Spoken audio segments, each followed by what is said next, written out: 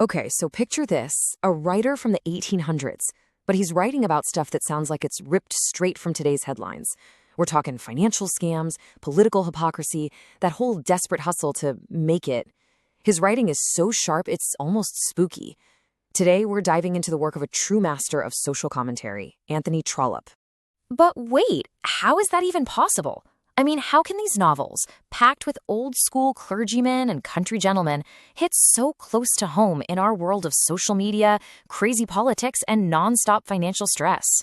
Well, the answer is pretty simple, actually. Trollope wasn't just writing about his own time.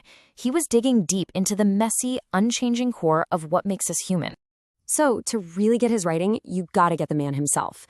See, Trollope wasn't some hermit, locked away in an attic. Nope, he had a day job. He was a post office official, and that job sent him all over the country. He was constantly observing, taking it all in, from the quiet dramas of small-town life to the chaotic and, often corrupt heart of London. And this guy wrote a lot. I mean, he was incredibly prolific. He made it his whole mission to explore the lives of the English upper and middle classes. But what makes his writing so good is this mix of realism, humor, and a real understanding of moral complexity.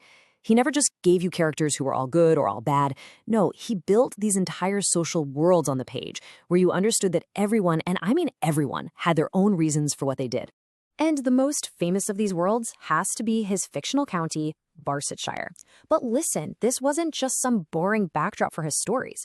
It was a living, breathing place that he kept coming back to, almost like a laboratory where he could dissect all the pressures and politics of English life.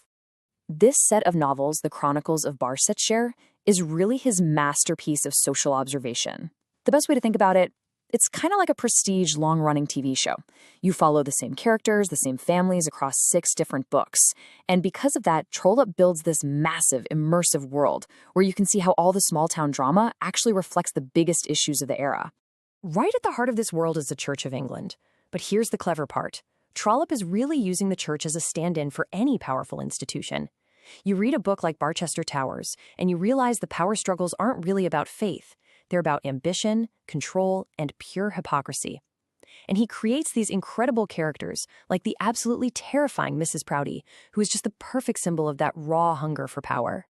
And bubbling under the surface of everything, the rigid, unforgiving class system.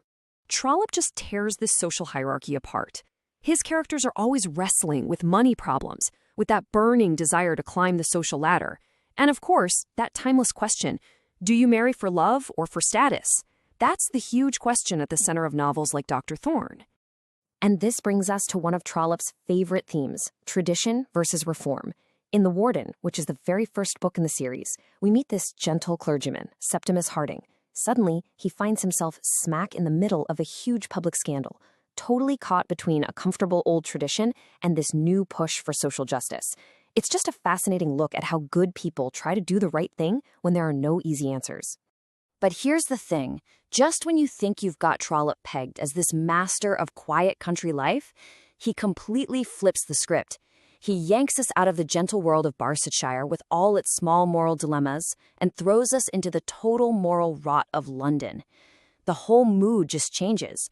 It goes from gentle observation to sharp, angry satire.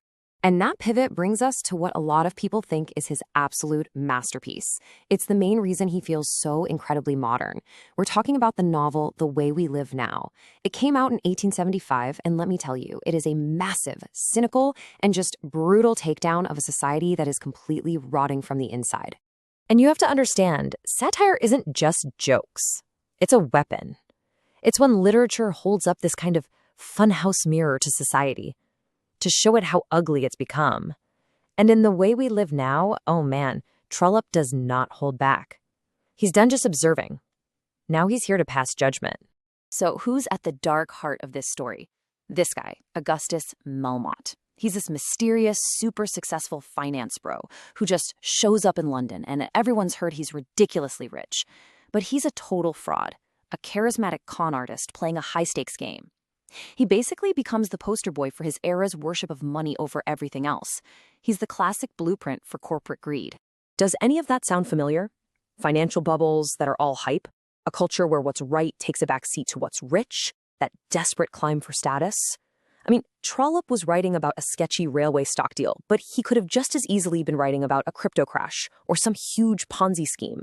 He just saw it so clearly, how that kind of unchecked greed doesn't just ruin people, it poisons an entire society. But his focus wasn't always on the big picture of society. Trollope could also zoom way, way in.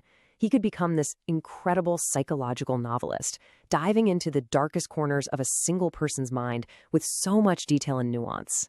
Take his novel, He Knew He Was Right. It is a gut-wrenching deep dive into how destructive jealousy can be. The story tracks this husband as he falls into this insane obsession that just obliterates his marriage and his entire life. It's a really powerful look at how quickly suspicion can just poison trust, and it really shows you how well Trollope understood our deepest, darkest insecurities. So, okay, when you put it all together, you've got the social drama of Barthshire, the savage satire of London, and these intense psychological studies. Yeah, you really start to see why Trollope's work has stuck around for so long. And that's really why Trollope is still a must-read today. His observations about society are still razor-sharp. His characters feel like actual people you could know, struggling with problems that never go away. And his work really is just a giant mirror held up to human nature. You know, our ambitions, our screw-ups, our ability to be both good and awful. He built these worlds that aren't just insightful, they're genuinely entertaining. Which, leaves us with one last, really interesting question to chew on. If Trollope were alive right now, holding up that same satirical mirror, what would he see? What would he write about? Social media influencers, the 24/7 news cycle, the wild world of global finance? His whole genius was spotting the patterns in how we behave, and you can bet he'd find plenty to write about in the way we live now.